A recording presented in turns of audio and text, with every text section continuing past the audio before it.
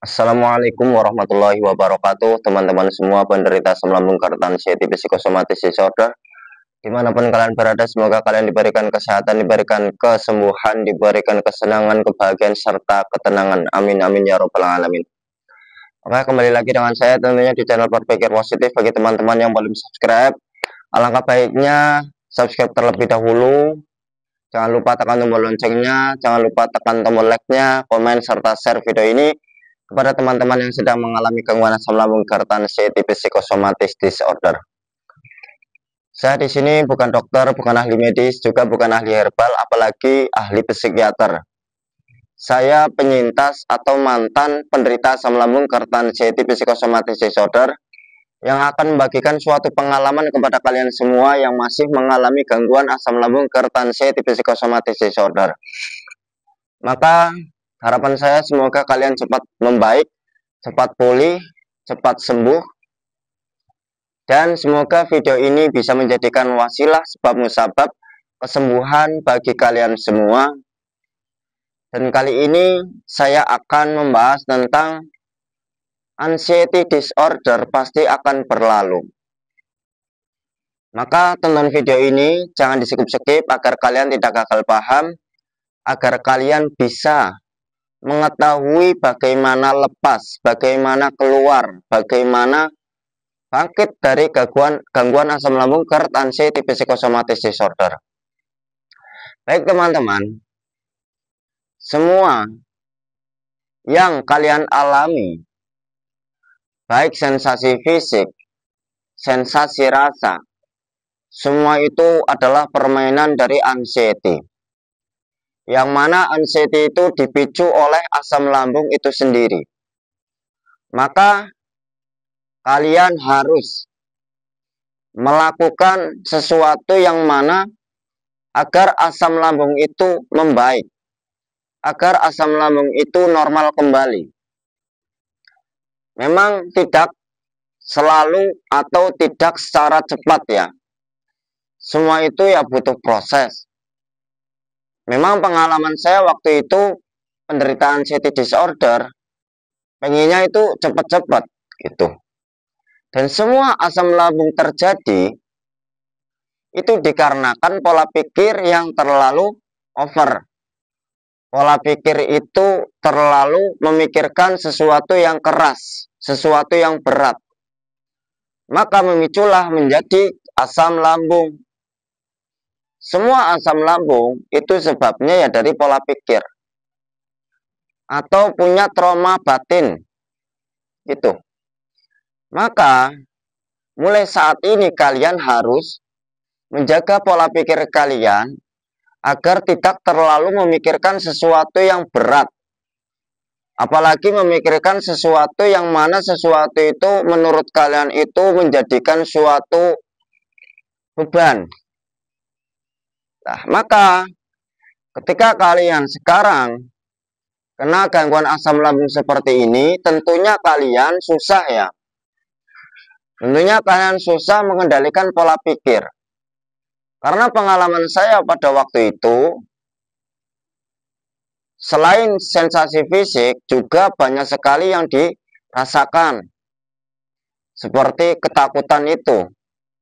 Takut dengar ambulan, takut dengar burung di malam hari, takut di keramaian, takut di luar rumah, di kesepian takut, di sore hari takut, di malam hari takut, mau tidur takut, di saat tidur mudah terkejut, mudah kebangun, mau mandi takut, dengar orang sakit takut, dengar kabar duka takut, dan ujung-ujungnya takut M.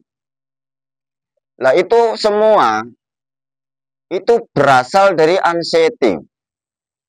Nah anxiety itu dikarenakan banyak sekali faktor-faktornya ya. Anxiety itu ada yang disebabkan karena depresi. Baik depresi dalam lingkungan, baik depresi dalam pekerjaan, baik depresi dalam keluarga. Atau bisa jadi pemicunya adalah trauma. trauma akan pernah dibully, trauma akan pernah jatuh, trauma akan pernah diputus pada saat sayang-sayangi. Atau trauma yang berulang, seperti penderita asam lambung yang sampai GERD. GERD itu kan serasa kayak muem itu. Nah, sehingga dipikir terus-menerus secara berulang, maka menjadikan suatu trauma. Nah, itulah yang menjadikan trauma yang berulang-ulang. Tapi semua itu sebenarnya tidak berbahaya.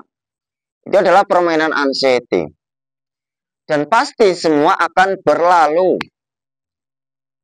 Makanya kalian di saat ada sensasi fisik, karena kalian sudah tahu nih sebabnya, asal-muasalnya, semua itu dari pola pikir. Berarti kalian ketika pikiran sedang tidak baik-baik saja alias nggak normal, ya maka kalian jangan hidup dalam pikiran-pikiran negatif itu. Dan semua yang ditimbulkan dari pola pikir penderita anxiety disorder, itu semua adalah permainan anxiety. Maka jangan sampai kalian mau dipermainkan oleh anxiety itu. Kalian harus bangkit, kalian harus berani keluar, melawan mental yang lemah, melawan pikiran yang negatif itu. Dan jangan percaya dengan permainan anxiety itu. Permainan anxiety itu untuk mengacaukan mental kalian, mengacaukan pola pikir kalian. Dan sebenarnya fisik yang kalian alami, sensasi fisik yang kalian alami itu adalah permainan anxiety. Semua itu tidak berbahaya. Tidak berbahaya, teman-teman. Semua sensasi fisik bagi penderita asam lambung, GERD, anxiety, psychosomatic disorder itu tidak berbahaya. Karena ketika kalian masih mengait-ngaitkan sensasi, masih merasakan sensasi, bahkan kalian mendiagnosa diri kalian memiliki penyakit berat, tentunya akan semakin lama kalian akan terpenjara di lingkaran anxiety itu. Tentunya kalian akan susah keluar dari lingkaran anxiety itu. Karena kalian masih banyak sekali atau hormon kortisolnya itu tinggi. Hormon kesetresannya itu tinggi. Dan kalian ketika ada sensasi, karena hormon kortisolnya tinggi, tentunya kalian susah mengalihkan sensasi. Susah bersikap masa bodoh terhadap sensasi. Nah, bagaimana cara agar kalian bisa bersikap masa bodoh, bodoh amat, cuek terhadap sensasi? Maka kalian harus kembalikan hormon serotonin untuk melawan hormon kortisol itu. Apa itu hormon serotonin? Untuk mengendalikan stres, untuk mengendalikan mood. Bagaimana cara mengembalikan itu? Kalian harus bangkit. Kalian harus lakukan metode-metodenya seperti jalan-jalan pagi, setelah itu berjemur. Terus jangan sering mengurung diri di dalam rumah, apalagi mengurung diri di dalam kamar. Kalian harus bangkit. Walaupun awal keliengan, serasa mau pingsan, serasa mau itu semua ya permainan dari anxiety. Jangan malah ketika kalian sudah melakukan metode 1 hari, 2 hari, 3 hari, keliengan, terus di 4 harinya kalian gak jalan-jalan lagi, kalian trauma lagi, ke-trigger lagi. Jangan. Ayolah paksakan secara kontinu. Seberapa konsisten kalian, itu sangat mempengaruhi pada sensasi kalian. Ketika kalian kontinu selama 30 hari, tidak ada hentinya, selalu melakukan metodenya, tentu hormon serotonin itu akan cepat kembali. Tentu ketika ada sensasi, kalian bisa mengalihkan sensasi. Bahkan kalian bisa bersikap masa bodoh terhadap sensasi. Begitu. Makanya ayolah bangkit, lawan kecemasan itu, lawan rasa takut itu. Semua itu hanya permainan anxiety. Ketakutan-ketakutan, kalian harus coba melawan, latihlah. Step by step, secara bertahap. Dan semua itu tidak pingsan, serasa kayak mau pingsan saja. Dan itu tidak pingsan. Nah, ketika kalian sudah bisa melawan hormon kortisolnya dengan adanya hormon serotonin, tentunya lama-kelamaan kalian akan bahagia. Hormon endorfin itu akan sedikit demi sedikit akan kembali. Nah, ketika sudah bahagia, sudah bisa senang, sudah bisa tenang, tentunya anxiety itu akan pergi, tentunya akan sembuh. Karena pengalaman saya dulu, teman-teman, mau seneng susah, mau bahagia susah, apalagi tenang. Karena setiap hari merasakan sensasi. Karena setiap hari kedatangan sensasi yang serasa mau pingsan, bahkan mau M itu. Pikiran selalu memikirkan takut M terus. Dan ketika saya bangkit di bulan ketiga, saya melakukan metodenya. Alhamdulillah dalam 1 bulan itu sembuh. Karena apa? Kunci kesembuhan dari anxiety disorder itu adalah happy. Senang. Ketika ada sensasi bersikap masa bodoh amat. Itulah. Dan semua pasti akan berlalu. Semua pasti akan berlalu. Jangan mendiagnosa diri kalian memiliki penyakit berat. Kalian bukan dokter. Juga kalian ketika cemas berlebih, tenangkan, relakskan, minum air bening hangat. Dengarkan musik relaksasi, dengarkan afirmasi. Kalau tidak, ya dengarkan seputaran asam lambung. Dengarkan edukasi seputaran asam lambung itu. Untuk pikiran biar netral. Begitu. Jalan-jalan pagi secara konsisten. Setelah itu berjemur. Terus jangan mengurung diri. Jangan menuruti rasa malas. Kalau sering menuruti rasa malas, pengennya rebahan, pengennya bengong, pengennya tetap di dalam rumah, tetap di dalam kamar, ketika ada sensasi itu susah, teman-teman. Susah mengalihkan.